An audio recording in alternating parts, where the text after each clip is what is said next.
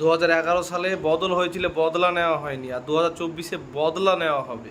এই ধরনের হুঁশিয়ারি দিল কে বলুন তো?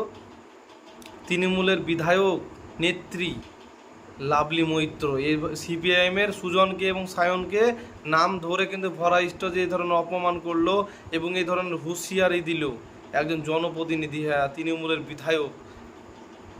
আপনারা অবাক হয়ে যাবেন ভিডিওটা দেখলে। এটা বিধায়কের মুখের ভাষা।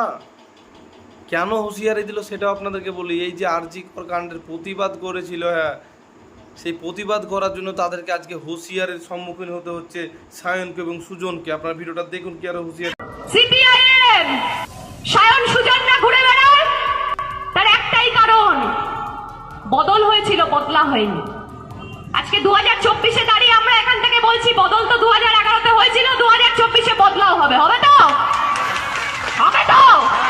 মমতা বন্দ্যোপাধ্যায়ের দিকে যদি আঙ্গুল কেউ তোলে, সেই আঙ্গুল কিভাবে নামাতে হয় আমরা খুব ভালো জানি। আমরা শান্ত আছি, কিন্তু আপনারা দেখতেই পেলেন কি আর হুঁশিয়ারি দিচ্ছে বলুন তো।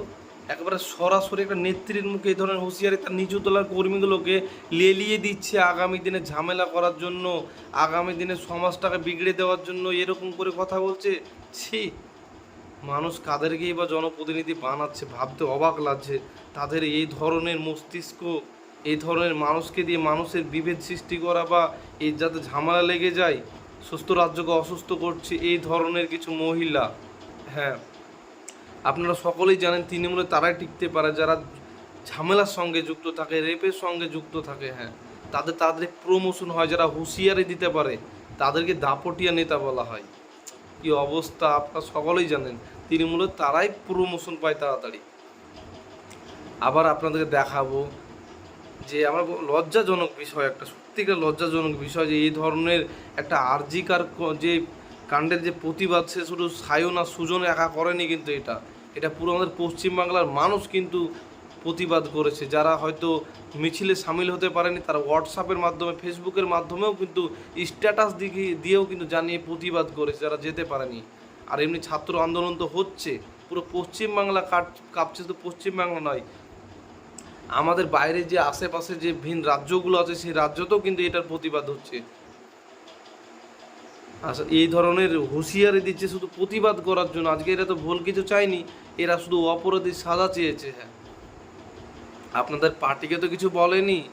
যারা ধর্ষণকারী তাদের শাস্তির দাবিতে তারা প্রতিবাদ করছে, সুজন এবং সায়ন। আর সেই একটা আপনারা ভাবতে পারছেন কোথায় বসবাস করছি আমরা, যে একটা ধর্ষকের শাস্তির জন্য যদি কথা বলা যায় সেখানে হুঁশিয়ারি শুনতে হচ্ছে। কি অবস্থা, খুব রাজ্যের অবস্থা খারাপ। আর একটা ভিডিও দেখাবো, অরিজিৎ সিংয়ের যে আর কবে যে গানটা বেরিয়েছে না, সেই গানটা কিন্তু কুণাল ঘোষ নিতে পারেন। কেন হিন্দিতে করেনি অরিজিৎ সিং গান? এই ধরনের কথা বলছে। কেন হিন্দিতে করা যেত না গানটা? কেন বাংলাতে করবে অরিজিৎ সিং গানটা? আপনারা অবাক হয়ে যাবেন। শোনাবো, কুণাল ঘোষও কিন্তু তার বিপরীতে একটা গান তৈরি করেছে অরিজিতের গানটাকে কপি করে, আপনাদেরকে সেটা শোনাবো। আর কবে, আর কবে, আর কবে চোখ খুলে মন খুলে গান হবে। আর কবে, আর কবে, আর কবে চোখ খুলে মন খুলে গান হবে। আর কবে, আর কবে, আর কবে রং না বেছে দল না বেছে গান হবে। আর কবে, আর কবে, আর কবে হিন্দিতেও প্রতিবাদী গান হবে।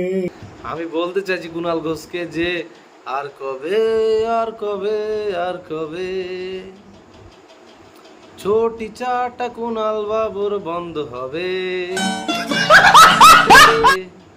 আর কবে, আর কবে, আর কবে পুলিশদেরকে স্বাধীনভাবে চলতে দেবে।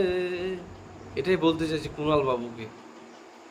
কুণাল বাবু নিতে পারেনি। অরিজিৎ সিং বাংলার হয়ে দর্শকদের বিরুদ্ধে গান করেছে, অরিজিৎ সিং এটা নিতে পারেনি।